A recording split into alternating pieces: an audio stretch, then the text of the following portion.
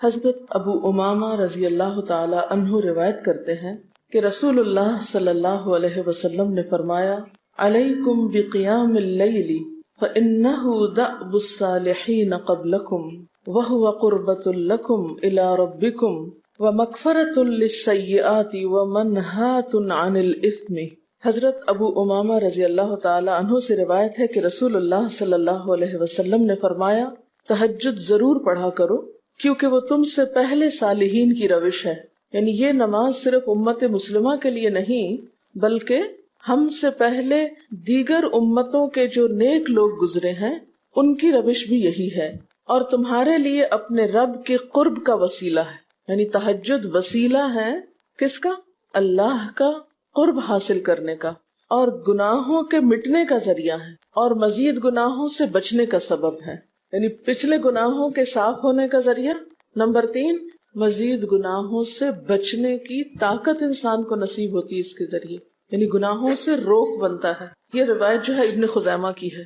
حضرت ابو ہریرہ رضی اللہ تعالی عنہ روایت کرتے ہیں کہ رسول اللہ صلی اللہ علیہ وسلم نے فرمایا، اس شخص پر اللہ کی رحمت ہو جو رات کو اٹھا، پھر نماز تہجد پڑھی، پھر اپنی بیوی کو جگایا، پھر اس نے نماز پڑھی، پھر اگر عورت غلبہ نیند کے باعث نہ جاگی تو اس کے منہ پہ پانی کے چھینٹے مارے، اور اس عورت پر بھی اللہ کی رحمت ہو جو رات کو اٹھی، نماز پڑھی، اپنے شوہر کو جگایا، پھر اس نے نماز پڑھی، پھر اگر شوہر نہ جاگا تو اس کے منہ پر پانی کے چھینٹے مارے۔ برابر کی بات ہے، دونوں کے لیے اجر بھی برابر کا ہے اور دونوں کو حق بھی برابر کا ہے جگانے کا، اور دونوں کو پانی کا چھینٹا مارنے کا بھی حق ہے، اور اس میں کسی کی بھی بے عزتی کی بات نہیں۔ یعنی عورت اگر ایسا کرے اپنے شوہر کے ساتھ تو وہ اس کی طرف سے کوئی روڈنس نہیں ہوگی، کیونکہ عام طور پر جب کسی کو نیند کی حالت میں جگایا جاتا ہے اور خصوصاً اگر اس پہ پانی پھینک دیا جائے تو وہ کیا سمجھتا ہے کہ اس کی بہت بے عزتی ہو گئی یا اس کے ساتھ بہت برا کیا گیا، اور عموماً لوگ اس وقت بہت غصے کا مظاہرہ پھر کرتے ہیں کہ کیوں جگایا جا رہا ہے۔ حضرت ابو ہریرہ رضی اللہ تعالی عنہ کہتے ہیں کہ رسول اللہ صلی اللہ علیہ وسلم فرماتے تھے، فرض نماز کے بعد سب نمازوں سے افضل تہجد کی نماز ہے۔ یعنی فرائض بہرحال افضل ہے اور نوافل میں سب سے افضل تہجد کی نماز۔ رسول اللہ صلی اللہ علیہ وسلم نے فرمایا، جب انسان سوتا ہے تو شیطان اس کے سر کی گدی پر 3 گریں لگاتا ہے اور کہتا ہے کہ رات بڑی لمبی ہے، اس کو تھپکی دیتا ہے اور کہتا ہے لمبی رات ہے، ابھی سوئے رہو، ابھی ٹائم ہے، ٹھہر کے اٹھنا، یعنی اس کو سلائے رکھتا ہے۔ اگر وہ بیدار ہو کر اللہ کا ذکر کرے، یعنی آنکھ کھلے اور اللہ کا ذکر شروع کر دے تو ایک گرہ کھل جاتی، شیطان کے پھندے سے انسان آزاد ہونے لگتا ہے۔ اگر وضو کرے تو دوسری گرہ کھل جاتی، اگر نماز پڑھے تو تیسری گرہ کھل جاتی، اور وہ شادمان اور پاک نفس ہو کر صبح کرتا ہے۔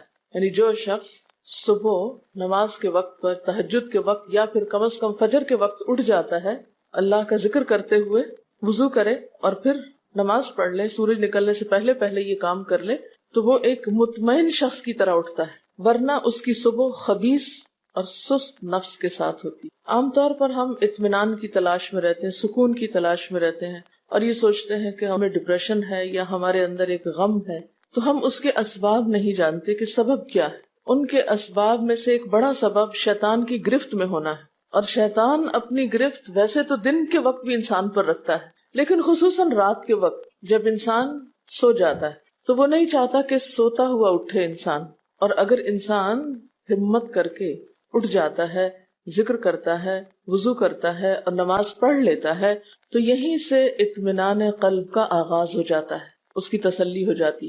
رسول اللہ صلی اللہ علیہ وسلم نے فرمایا، اللہ تعالیٰ ہر رات آسمان دنیا پر نزول فرماتے ہیں، یعنی زمین سے سب سے قریبی آسمان پر۔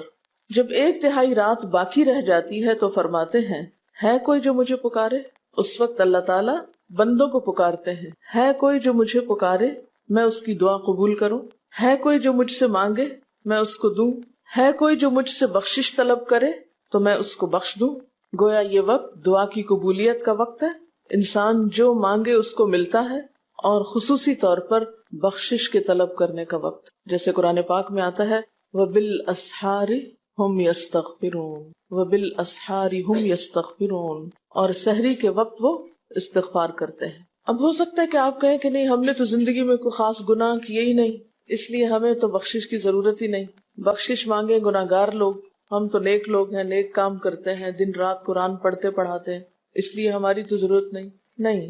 نبی صلی اللہ علیہ وسلم جن کے اگلے پچھلے سب قصور معاف کر دیے گئے تھے، وہ اتنا لمبا قیام کرتے تھے کہ ان کے قدم مبارک سوج جاتے تھے۔ حضرت مغیرہ فرماتے ہیں رسول اللہ صلی اللہ علیہ وسلم نے اتنا لمبا قیام کیا رات کو کہ آپ کے پاؤں سوج گئے۔ آپ سے سوال کیا گیا کہ آپ اتنی مشقت کیوں کرتے ہیں، اپنے آپ کو اتنا کیوں تھکاتے ہیں، حالانکہ آپ کے تو سارے گناہ معاف کر دیے گئے۔ آپ نے فرمایا کیا میں اللہ کا شکر گزار بندہ نہ بنوں؟ یعنی صرف گناہوں کی بخشش ہی نہیں بلکہ نعمتوں پر شکر بھی واجب ہے۔ جہاں ایک طرف گناہوں کی بخشش انسان کے لیے اللہ کے قرب کے راستے ہموار کرتی ہے، وہاں اللہ تعالیٰ کا شکر ادا کرنا بندے کو اللہ کا قرب عطا کرتا ہے۔ اچھا، اب پہلی سنت میں آپ کو بتاؤں گی کہ اگر آپ تہجد کے وقت اٹھے ہیں تو سب سے پہلے آپ کیا پڑھیں گے۔ حضرت عائشہ رضی اللہ تعالی عنہا فرماتی ہیں کہ رسول اللہ صلی اللہ علیہ وسلم جب رات کو تہجد کے لیے اٹھتے تو یہ پڑھتے 10 بار اللہ اکبر، 10 بار الحمدللہ، 10 بار سبحان اللہ و بحمدہ، 10 بار سبحان الملک القدوس، 10 بار استغفر اللہ، 10 بار لا الہ الا اللہ، اور پھر 10 بار اللہم اعوذ بک من ضیق الدنیا و ضیق یوم القیامہ، میں تیری پناہ میں آتا ہوں دنیا کی تنگی سے اور قیامت کے دن کی تنگی سے۔ اللہم اعوذ بک من ضیق ضاد یہ قاف من ضیق الدنیا و ضیق یوم القیامہ، یہ بھی 10 بار۔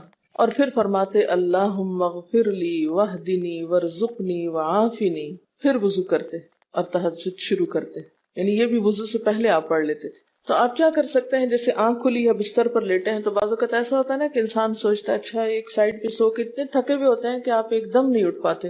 حالانکہ آپ صلی اللہ علیہ وسلم کے نیند سے بیدار ہونے کا طریقہ کیا تھا کہ جب آپ اٹھتے تھے تو یکدم اٹھتے تھے، سستی کے مارے نہیں کہ کبھی ایک طرف لیٹ گئے پھر دوسری طرف سو گئے پھر دائیں طرف پھر بائیں طرف، نہیں، جب جاگنے کا وقت ہوتا تھا تو آپ فوراً اٹھ جاتے تھے۔ لیکن بسا اوقات ایسا ہوتا ہے کہ انسان تھکا ہوا ہوتا ہے، سائڈ بدل کے دوسری طرف کو ذرا لیٹتا ہے، تو یہ لیٹے لیٹے بھی آپ اذکار پڑھ سکتے ہیں، ٹھیک ہے؟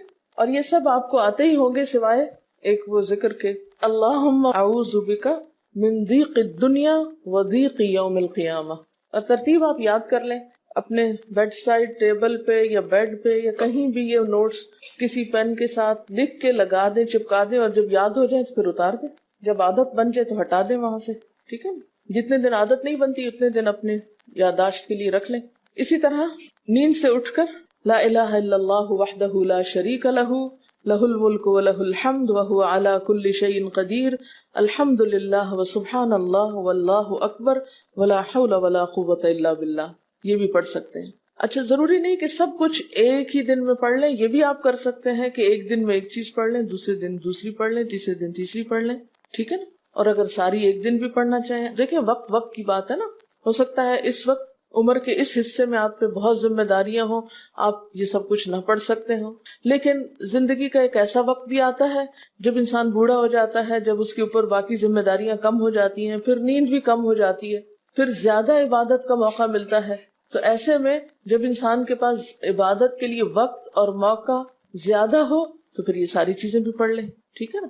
پھر اسی طرح یعنی یہ جو روایت ہے کہ جس میں آپ صلی اللہ علیہ وسلم نے فرمایا جو شخص نیند سے جاگے، اور یہ تہجد کے وقت ہی نہیں، اگر فجر کے لیے بھی آپ اٹھ رہے ہیں تو یہ دعا پڑھ سکتے ہیں، لا الہ الا اللہ وحدہ لا شریک لہ، اور پھر الحمدللہ وسبحان اللہ واللہ اکبر ولا حول ولا قوۃ الا باللہ، پھر کہے اللہم اغفر لی، پھر کیا پڑھے اللہم اغفر لی، یا کوئی اور دعا کرے تو قبول ہوگی، اور اگر وضو کر کے نماز پڑھے تو وہ بھی قبول کی جائے گی۔ صبح اٹھتے ہی اللہ کی تعریف، اور آپ کو معلوم ہے کہ یہ جو چوتھا کلمہ ہے نا لا الہ الا اللہ وحدہ، اس کو دعا بھی کہا گیا، حالانکہ اس میں صرف اللہ تعالیٰ کی حمد و ثنا ہے، اور یہ یوم عرفہ کی دعا ہے۔ حدیث میں آتا ہے کہ مجھے اور مجھ سے پہلے انبیاء کو اس دن کی جو بہترین دعا سکھائی گئی، یعنی یوم عرفہ کی دعا، وہ لا الہ الا اللہ وحدہ لا شریک لہ، حالانکہ اس میں مانگنے کی تو کوئی چیز ہی نہیں، صرف اللہ کی حمد و ثنا ہے۔ جیسے حضرت ایوب علیہ السلام نے کہا تھا انی مسنی الضر وانت ارحم الراحمین، مانگا کچھ نہیں، انت ارحم الراحمین، انت ارحم الراحمین۔ اللہ تعالیٰ کی تعریف کر کے اللہ تعالیٰ کے نام کے ساتھ اس کو اگر انسان پکار لیتا ہے تو یہ بھی اس کے لیے بہت کافی۔ ایک اور روایت میں آتا ہے رسول اللہ صلی اللہ علیہ وسلم جب تہجد کے لیے اٹھتے یعنی آپ ایک مرتبہ اٹھے، یعنی جو صحابی روایت کرتے ہیں، تو آپ نے بیٹھنے کے بعد آسمان کی طرف نظر کر کے سورۃ آل عمران کی آخری 11 آیات 190 سے لے کر 200 تک 11 آیتیں یہ پڑھی، ان فی خلق السماوات سے لے کر بالکل آخر تک. یعنی ضروری نہیں کہ کھڑے ہو کر آپ آسمان کی طرف دیکھیں، آپ اٹھے ہیں، چارپائی پہ بیٹھے ہوئے ہیں، ابھی وضو کے لیے نہیں گئے، بیٹھ کے آسمان کی طرف دیکھ کے پڑھ کے پھر اٹھ سکتے ہیں. اب اس میں آپ دیکھیں نا کہ انسانی نفس کی بھی ایک رعایت ہو جاتی ہے. لیٹے لیٹے آپ نے ایک ذکر پڑھ لیا، بیٹھ کے آپ نے دوسرا پڑھ لیا، پھر آپ وضو کو چلے گئے، تو اس میں وہ جو ایک طبیعت کی کسل مندی ہوتی ہے وہ بھی ساتھ ساتھ اللہ کے ذکر سے دور ہوتی جاتی ہے، اور ایک سٹیپ کے بعد دوسرا سٹیپ لینا بھی آسان ہو جاتا ہے. اچھا، اس میں آپ دیکھیں حکمت کیا ہے کہ آپ صلی اللہ علیہ وسلم نے کیا فرمایا کہ آسمان کی طرف دیکھ کے پڑھا جائے تاکہ اچھی طرح آنکھیں کھل جائیں. تو زبانی یاد کرنے کا مطلب یہ نہیں کہ آپ آنکھیں بند کر کے سوئے سوئے پڑھیں، کیونکہ بعض اوقات ایسا ہوتا ہے نا، آنکھ کھلتی ہے، ذکر شروع کرتے ہیں اور پھر پتہ ہی نہیں چلتا اور ذکر آدھے میں رہ جاتا ہے اور سو چکے ہوتے ہیں. اور پھر اگر آپ کو زبانی یاد نہیں ہوگی نا، دیکھ کے پڑھیں گے تو وہ الماری کی طرف ہی دیکھتے رہیں گے، آسمان کی طرف نہیں دیکھ سکیں گے، تو پھر سنت پوری نہیں ہو سکے گی. اور اسی طرح حضرت ابن عباس روایت کرتے ہیں کہ جب رسول اللہ صلی اللہ علیہ وسلم رات کو تہجد کے لیے کھڑے ہوتے تو اللہ پر تکبیر تحریمہ کے بعد یہ دعا پڑھتے: اللہم لک الحمد انت قیم السماوات والارض ومن فیہن ولک الحمد لک ملک السماوات والارض ومن فیہن ولک الحمد انت نور السماوات والارض ولک الحمد انت ملک السماوات والارض ولک الحمد انت الحق ووعدك الحق ولقاؤك حق وقولك حق والجنة حق والنار حق والنبيون حق ومحمد صلی اللہ علیہ وسلم حق والساعة حق اللهم لك أسلمت وبك آمنت وعليك توكلت وإليك أنبت وبك خاصمت وإليك حاكمت فاغفر لي ما قدمت وما أخرت وما أسررت وما أعلنت أنت المقدم وأنت المؤخر لا الہ الا انت. الہی تیرے ہی لیے ہے ساری تعریف، زمین و آسمان اور جو کچھ ان میں ہے سب کو تو ہی قائم رکھنے والا ہے. تیرے ہی لیے ہے ساری تعریف، زمین و آسمان اور جو کچھ ان میں ہے اس سب کی بادشاہی تیرے ہی لیے ہے.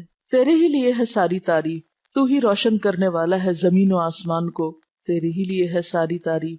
تو ہی بادشاہ ہے زمین و آسمان کا، تیرے ہی لیے ہے ساری تعریف. تو حق ہے، تیرا وعدہ حق ہے، تیری ملاقات حق ہے، تیرا کلام حق ہے، جنت حق ہے، جہنم حق ہے، تمام انبیاء حق ہیں اور محمد صلی اللہ علیہ وسلم حق ہیں، قیامت حق ہے. الہی میں تیرے سامنے جھک گیا، میں صرف تیرے ساتھ ایمان لایا، میں نے صرف تجھی پر بھروسہ کیا، میں نے صرف تیری طرف رجوع کیا، صرف تیری ہی مدد سے دشمنوں سے جھگڑتا ہوں، میں نے صرف تجھے ہی اپنا حاکم مانا. سو تو میرے اگلے پچھلے اور ظاہر و پوشیدہ اور جنہیں تو مجھ سے زیادہ جانتا ہے سارے کے سارے گناہ معاف کر دے. تو ہی آگے کرنے والا ہے، تو ہی پیچھے ڈالنے والا ہے، تیرے سوا کوئی سچا معبود نہیں ہے. یہ جو دعا استفتاح ہے تہجد کے وقت کی، یہ باہر نہیں نماز کے اندر پڑھنے کی دعا ہے. ہم دعا مانگتے ہیں اللہم اجعلنی لک ذکارا لک شکارا. ان دعاؤں کے پڑھے بغیر ذکار کیسے بن سکتے ہیں؟ ذکار کا صیغہ تو فعال کے اوپر ہے نا، بہت زیادہ ذکر کرنے والا. والذاکرین اللہ کثیرا والذاکرات. تو ذاکرات کیسے بن سکتے ہیں جب تک کہ یہ دعائیں زبانی نہ آتی ہوں اور اپنے وقت پر نہ پڑھی جاتی ہوں. ویسے بھی ذکر بہت اچھی چیز ہے، لیکن جو مسنون ذکر ہے اور جو نبی صلی اللہ علیہ وسلم کے طریقے کے مطابق ہے، جو اطمینان قلب اور خوشی اس وقت اس کام کو اس طریقے پہ کر کے نصیب ہوتی ہے، وہ اس کے علاوہ نہیں ہوتی. اگرچہ اس سے خوشی ہوتی ہے لیکن اس طرح کی نہیں نصیب ہوتی، اس طرح کا اطمینان نہیں ہوتا. آپ تجربہ کر کے دیکھ لیں، سنت کے مطابق زندگی گزارنا اور اپنی مرضی کے مطابق زندگی گزارنا، یہ دو مختلف لائف سٹائلز ہیں، دو مختلف طریقہ ہے زندگی ہیں. دونوں کا امپیکٹ فرق ہوتا ہے، اثرات فرق ہوتے ہیں. اور یہ نہیں کہ یہ کوئی بہت مشکل عمل ہے، بہت مشکل کوئی نہیں ہے، ہم کر سکتے ہیں، لیکن بات یہ ہے کہ ہم کرنے کی کوشش کریں، ارادہ تو کریں. پہلے تو آپ اپنے آپ سے یہ پوچھیں ارادہ بھی کیا کہ نہیں، کیونکہ اگر ارادہ ہو گیا نا تو کام بھی ہو جائے گا. مشکل یہ ہے کہ ہم جب کوئی ایسا کام سنتے تو پھر سوچتے نہیں ہمارا تو حالات اتنے کٹھن ہیں کہ یہ عمل ہمارے لیے نہیں، ویسے بھی نفل ہے، کوئی بات نہیں، نہ بھی ہو سکا تو کیا ہے، یہی کہہ کے ہم چھوڑ دیتے ہیں چیزوں کو کہ نہیں. لیکن میں سمجھتی ہوں کہ جو عمر آپ بچیوں کی خاص طور پر اس وقت اس عمر کو غنیمت سمجھے اور اس میں آپ نے جو کچھ اب یاد کر لیا، عادت ڈال لی، وہ اگلی زندگی میں شدید مصروفیت کے باوجود بالکل عادت ثانیہ ہو جائے گی، ایک روٹین ہو جائے گی اور آپ کو مشکل نہیں ہوگی. لیکن اگر اب نہیں عادتیں ڈالی، کل کو یا نئے سرے سے عادت ڈالنا بہت مشکل ہوگا. سنت مشکل نہیں ہے، صرف یہ ہے کہ ارادے، نیت اور پھر کوشش کی ضرورت. کر لیں گے تو ہو بھی جائے گا، آخر کرنے والے کرتے ہیں. لیکن جب پہلے ہی سے سوچ لیتے نہیں بڑا مشکل، تو اللہ والے کرتے ہیں اور وہ تو نیک لوگوں کا کام ہے. ہم تو نہ اللہ والے ہیں اور نہ ہی نیک ہیں، تو کیوں نہیں ہے، ہو جائے. اب آپ صلی اللہ علیہ وسلم کے تہجد کی کیفیت کیا تھی؟ حضرت ابو ذر کہتے ہیں کہ رسول اللہ صلی اللہ علیہ وسلم نے تہجد میں اتنا قیام کیا کہ اس ایک آیت کو پڑھتے پڑھتے صبح کر دی. ایک آیت پڑھتے پڑھتے صبح کر دی. کون سی آیت تھی وہ؟ ان تعذبہم فانہم عبادک وان تغفر لہم فانک انت العزیز الحکیم. ایک آیت کو اتنی دفعہ پڑھا اور پڑھتے رہے اور پڑھتے رہے اور پڑھتے رہے، اسی میں صبح ہو گئی. تو طویل قیام جو ہے ضروری نہیں کہ وہ صرف کس وقت ہو، کوئی لمبی سورت پڑھ کے ہی، چھوٹی سورت بھی ہو سکتی ہے، لیکن روح کے ساتھ، شعور کے ساتھ اگر آپ دوہرا کے بھی پڑھیں. مثال کے طور پہ آپ نے کوئی سورت یاد کر لی ہے اور آپ پڑھنے کھڑے ہوئے ہیں اور آپ کو صحیح طرح آتی نہیں ہے، یا آتی ہے تو اتنی تیز نہیں آتی، بہت رٹی ہوئی نہیں ہے، تو کوئی بات نہیں، ایک ایک آیت کو 2 دفعہ 3 دفعہ بھی آپ اس کو پڑھ سکتے ہیں اور اس طرح بھی پڑھ کے لمبا کر سکتے ہیں. یعنی طویل قیام صرف زیادہ قرات سے ہی نہیں، مختلف طریقوں سے ہو سکتا ہے. یہ آیت ہے سورۃ المائدہ کی 118 نمبر آیت ہے. اگر تو انہیں عذاب دے تو وہ تیرے بندے ہیں، اور اگر تو انہیں معاف کر دے تو یقیناً تو غالب اور حکمت والا ہے. حضرت حذیفہ رضی اللہ تعالی عنہ نے نبی صلی اللہ علیہ وسلم کو تہجد پڑھتے دیکھا. وہ کہتے ہیں سورۃ فاتحہ کے بعد آپ نے سورۃ بقرہ پڑھی، پھر رکوع کیا. آپ کا رکوع آپ کے قیام کی مانند تھا. ہماری تو کمر نہ ٹوٹ جائے. کر کے تو ذرا دیکھیں. میں نے زندگی میں پہلی دفعہ رمضان میں طویل رکوع اور سجدے کا موقع ملا. اس سے پہلے تو اس طرح کا سچ پوچھے کانسیپٹ بھی کوئی نہیں تھا، کیونکہ بہت سی چیزیں جب ہم پڑھتے ہیں تو ہم کہتے ہیں ہاں یہ نبی صلی اللہ علیہ وسلم کے لیے ہے، یہ تو آپ کی شان ہے اور آپ کا مقام ہے. ہم تو عام کمزور بندے ہیں. اصل میں ہم کمزور کیوں ہیں؟ اس لیے کہ ہم نے اپنی انرجیز بیکار باتوں میں بہت لگا رکھی ہیں، بیکار غم پالے ہوئے ہیں، بیکار مشغلے ہیں، بیکار گفتگویں ہیں. تو انرجی تو لگتی ہے نا. آپ فضول کی باتیں سوچیں تو کیا انرجی نہیں لگے گی؟ آپ لایانی چیزوں پہ کڑنا شروع کر دیں، کیا انرجی نہیں لگے گی؟ لگے گی. تو پھر آپ کے پاس کوئی تعمیری مثبت کام کرنے کے لیے نہ وقت ہے نہ انرجی ہے. پھر اس وقت تک آپ خالی ہو چکے ہوتے ہیں. رات کو دیر تک آپ اگر فضول گپ شپ کرتے رہے تو صبح اٹھے گا کون اور پھر صبح پڑھے گا کون؟ اور اگر پڑھے بھی تو کیا پڑھے اس میں؟ کبھی آپ نے سوچا کہ احادیث کی یہ جو کتابیں ہیں یہ ساری کی ساری صرف آپ کی گفتگو نہیں، آپ کے عمل کا بھی احاطہ کیے ہوئے ہیں، اور ٹوٹل آپ کی گفتگو یہی ہے. اور اگر ہم اپنی گفتگو کو دیکھیں اور ہماری باتوں کی کوئی کتاب تیار ہو، نبی صلی اللہ علیہ وسلم کی عظمت کو پہچانے، ہم اپنی گفتگو کا جائزہ لیں. اگر ہماری گفتگو بھی ریکارڈ ہو کر لوگوں کے پاس جانے لگے، لوگوں تک پہنچنے لگے، ہم عملی نمونہ کیوں نہیں لوگوں کے لیے؟ ہمیں دیکھ کر لوگوں کے عمل کیوں نہیں بدلتے؟ ہماری بات لوگوں پر اثر کیوں نہیں کرتی؟ کبھی سوچا ہم نے؟ صرف اپنی گفتگو کے آئینے میں ہی اپنے آپ کو پہچان لے کہ ہم کہاں ہیں، کون ہیں، کہاں کھڑے ہیں، لوگوں کے بیچ میں کیا باتیں کرتے ہیں، لوگوں کے پیٹھ پیچھے کیا باتیں کرتے ہیں، کہاں کس حال میں کیا کر رہے ہوتے ہیں. ہر شخص اپنے آپ کو خود پہچان سکتا ہے. کیا واقعی ہم اس لائق ہیں کہ کوئی ہم سے کچھ سیکھے؟ صرف اپنی گفتگو کے آئینے میں خود کو پہچانے. بعض اوقات کتنا بیکار بولتے ہیں، کتنا بے مقصد بولتے ہیں، کتنا ضرورت سے زائد بولتے ہیں. اس کا یہ مطلب نہیں کہ مصنوعی خاموشی اپنے اوپر مسلط کر لیں، کیونکہ پھر ہم دوسری ایکسٹریم پہ نکل جاتے ہیں. لیکن بامقصد گفتگو کتنی ہے ہماری باتوں میں جو واقعی فائدہ مند ہو، تو پھر ذرا روک بھی لیا کریں نا اپنے آپ کو. اپنے ساتھ خود ہی محنت کریں گے تو بات بنے گی. سوچیں تو احساس تو کریں. جب کریں گے تو انشاءاللہ کامیابی بھی ہوگی. لیکن پہلی بات تو یہ نا کہ ہم جو کچھ کرتے ہیں نہ اس کا حساب کرتے ہیں، نہ اس کے بارے میں سوچتے ہیں کہ ہم کر کیا رہے ہیں. ہمیں نیکی نہ کرنے کا موقع یا ہمارے نیکی نہ کرنے کا ایک سبب اور ایک بڑی وجہ ہماری انرجیز کا بیکار چیزوں میں استعمال ہونا ہے، فضول کی سیاست میں ملوث ہونا ہے.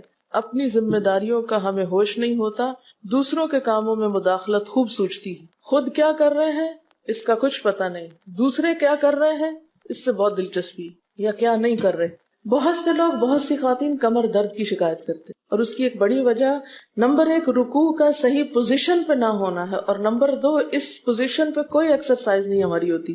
یہ بتا رہی ہے کہ کسی کی کمر میں درد تھا اور ٹھیک نہیں ہوتا تھا کسی چیز سے، تو ڈاکٹر نے ان کو یہ مشورہ کیا کہ طویل رکوع اور طویل سجدے کریں، بیسٹ ایکسرسائز ہے، کر کے تو دیکھیں۔ اور اس میں آپ دیکھیے کہ صحیح پوزیشن پہ لائیں، بالکل اسٹریٹ رکھیں گردن اور کمر کو، پیٹھ اور گردن ایک لائن میں آنی چاہیے۔ بہت سے لوگ یوں ٹیڑھی کرتے ہیں، یوں کر کے بس کرتے ہیں، یہ غلط پوزیشن ہے، اس سے تو اور بیمار ہو سکتے ہیں۔ کئی لوگ سر پھینک دیتے ہیں نیچے کو، یہ بھی غلط پوزیشن ہے، اس سے بھی کام خراب ہوتا ہے۔ اگر آپ صحیح پوزیشن پہ رکوع لمبا کریں تو یقینی طور پہ کمر درد کا علاج ہے۔ تو پٹھے مضبوط ہوتے ہیں نا کمر کے، آپ اس کو روک کے رکھے ہوتے ہیں ایک سیدھی لائن میں۔ 2 فیٹ کے درمیان کا فاصلہ بھی بہت معتدل رکھیں، نہ تو بہت قریب رکھیں اور نہ بہت کھلا رکھیں، بالکل معتدل، جس میں آپ آرام سے سکون سے کھڑے ہو سکیں اور آپ کا بیلنس قائم رہے۔ بیلنس کو قائم کرنا بے حد ضروری، ٹھیک ہے۔ حضرت حذیفہ نے نبی صلی اللہ علیہ وسلم کو تہجد پڑھتے دیکھا۔ وہ کہتے ہیں کہ سورۃ فاتحہ کے بعد آپ نے سورۃ بقرہ پڑھی، پھر رکوع کیا۔ آپ کا رکوع آپ کے قیام کی مانند تھا، یعنی جتنا لمبا قیام تھا اسی طرح رکوع تھا۔ پھر آپ نے رکوع سے سر اٹھایا اور کھڑے ہو گئے، اور آپ کا قوما یعنی رکوع کے بعد اٹھنے کا وقت بھی کافی طویل تھا۔ ہم تو بعض اوقات اٹھ کے کھڑے نہیں ہوتے کہ نیچے چلے جاتے ہیں، تو وہ بھی طویل تھا۔ صرف 2 رکعتیں بھی آپ ایسی پڑھ لیں نا کافی۔ اگر عام دنوں میں نہ پڑھی جائے تو ویکینڈ پہ پڑھ لیں۔ ہمارا تو ویکینڈ پہ لمبا سونے کا پروگرام ہوتا ہے نا، تو چلے دوبارہ سو جائیں، لیکن ہفتے میں 1 دفعہ کر لیں، اگر روز نہیں بھی کر سکتے 2 دفعہ کر لیں، ٹوائس اے ویک کر لیں۔ پھر آپ کا سجدہ آپ کے قومے کی مانند تھا، یعنی جتنا آپ کھڑے ہوئے تھے اتنا آپ پھر سجدہ کیا۔ آپ دونوں سجدوں کے درمیان اپنے سجدے کی مانند بیٹھے تھے، یعنی 2 سجدوں کے بیچ میں بھی آپ اتنی دیر بیٹھے جتنی دیر آپ نے سجدہ کیا تھا۔ پس آپ نے 4 رکعتوں میں سورۃ بقرہ، آل عمران، نساء اور المائدہ پڑھی۔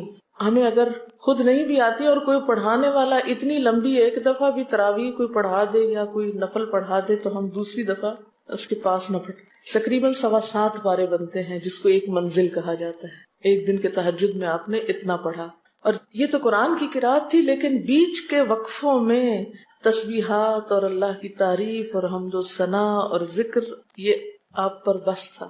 یہ وہی کر سکتا ہے جس کو واقعی اللہ سے حقیقی محبت ہو، صرف دعوے کی حد تک نہیں۔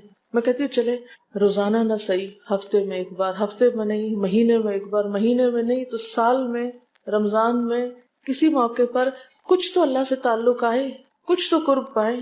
ہر شخص کے بس میں نہیں کہ ہر روز ایسی عبادت کرے، کیونکہ اللہ کے رسول صلی اللہ علیہ وسلم کا بہرحال مقام کچھ اور تھا، لیکن کچھ شوق، کچھ حسرت، کچھ تو دل میں ہونا ہی چاہیے، کوئی نیت، کوئی ارادہ، کوئی عزم، اور پھر اس کے لیے کوشش۔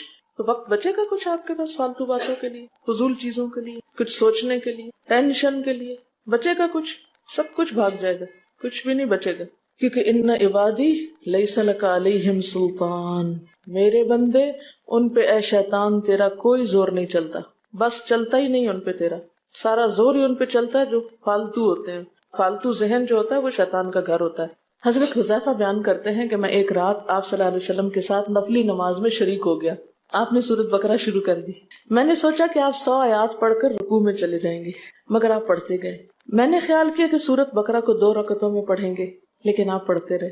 آپ نے سورۃ بقرہ ختم کر کے سورۃ نساء شروع کر دی، پھر ختم کر کے آل عمران پڑھنی شروع کر دی، اس کو بھی ختم کر دیا۔ آپ نہایت آہستگی سے پڑھتے جاتے تھے۔ جب ایسی آیت تلاوت کرتے جس میں سبحان اللہ کہنے کا حکم ہوتا ہے، جیسے سبح بحمد رب جیسے مثال کے طور پر، تو سبحان اللہ کہتے۔ اگر کچھ مانگنے کا ذکر ہوتا تو سوال کرتے، اگر پناہ مانگنے کا ذکر ہوتا تو اعوذ باللہ پڑھتے۔ اس حدیث سے یہ بھی پتہ چلتا ہے کہ سورتوں کی ترتیب ضروری نہیں، کیونکہ آپ نے پہلے النساء پڑھی پھر آل عمران پڑھی۔ یہ جو ہر وقت لوگ پیچھا کیے رکھتے ہیں نا، بعض اوقات تو بہت ضد کرتے ہیں کہ آپ نے پہلی رکعت میں یہ پڑھائی تھی تو دوسری میں یہ کیوں پڑھا دی۔ یہ تو سنت میں ملتا ہے کہ پہلی رکعت طویل ہے دوسری کے مقابلے میں، لیکن یہ لازم نہیں کہ جو پہلی میں پڑھے اس کے بعد آگے والی صورتوں میں سے پڑھے، پیچھے والی بھی سے نہیں پڑھ سکتے۔ رسول اللہ صلی اللہ علیہ وسلم نے عبداللہ بن عمرو سے کہا، مجھے بتلایا گیا ہے کہ تم ساری رات نفل پڑھتے اور دن کو روزہ رکھتے ہو، اگر تم ایسا کرو گے تو تمہاری آنکھ کمزور اور طبیعت سست ہو جائے گی، یعنی ہر روز روزہ اور ہر رات جگراتا تمہاری جان اور تمہارے بال بچوں کا بھی تم پر حق ہے، اس لیے روزہ رکھو اور افطار بھی کرو اور رات کو قیام کرو اور سو بھی۔ یعنی ساری رات تہجد پڑھنا یا نفل پڑھنا پسندیدہ نہیں ہے، رات کو سونا بھی پسندیدہ ہے۔ ہمارے ہاں 27ویں رات کو پوری رات جاگنا لازم سمجھا جاتا ہے، تو نبی صلی اللہ علیہ وسلم سے کوئی رات بھی پوری کی پوری جاگنا ثابت نہیں، کیونکہ اگر انسان صرف جاگتا ہی جاگتا چلا جائے تو وہ آسان ہوتا ہے، ایک دفعہ سو کے پھر اٹھنا جو ہے نا وہ اصل میں نفس کا امتحان ہوتا ہے، وہ مشکل ہوتا ہے۔ اسی طرح نبی صلی اللہ علیہ وسلم 3 دن سے کم میں قرآن مجید ختم کرنا پسند نہیں فرماتے تھے۔ آپ نے حضرت عبداللہ بن عمرو سے فرمایا کہ 1 ماہ میں پورا کر لو۔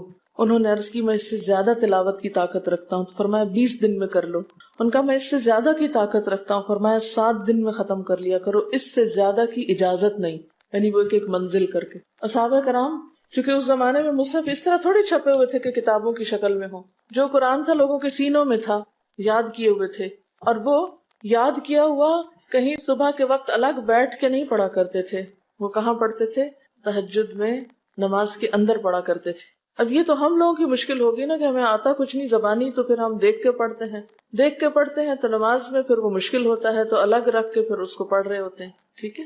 لیکن زیادہ بہترین پڑھنا نماز کے اندر کا پڑھنا ہے، اگرچہ دیکھ کے پڑھنے کی اس میں بھی اجازت ہے، لیکن ان کی چونکہ شدید حرص تھی حضرت عبداللہ بن عمر کی، تو آپ نے ان کو 3 دن کی پھر اجازت دے دی تھی، اور آپ نے فرمایا کہ اس شخص کو قرآن کی کچھ سمجھ نہیں ہو سکتی جو 3 سے بھی کم دن میں قرآن پڑھے۔ نبی صلی اللہ علیہ وسلم نے فرمایا جو شخص رات کے نوافل میں 200 آیات تلاوت کرتا ہے وہ اطاعت گزار مخلص لوگوں میں شمار ہوتا ہے۔ انہ من عبادنا المخلصین، وہ آتا ہے نا قرآن پاک میں انبیاء کی صفت میں سے۔ تو جو شخص رات کو نماز میں یعنی نفل میں 200 آیات تک تلاوت کرتا ہے وہ اطاعت گزار مخلص بندوں میں شمار ہوتا ہے۔ اور سنن دارمی میں واضح طور پر آتا ہے کہ نبی صلی اللہ علیہ وسلم ساری رات نوافل نہیں پڑھا کرتے تھے،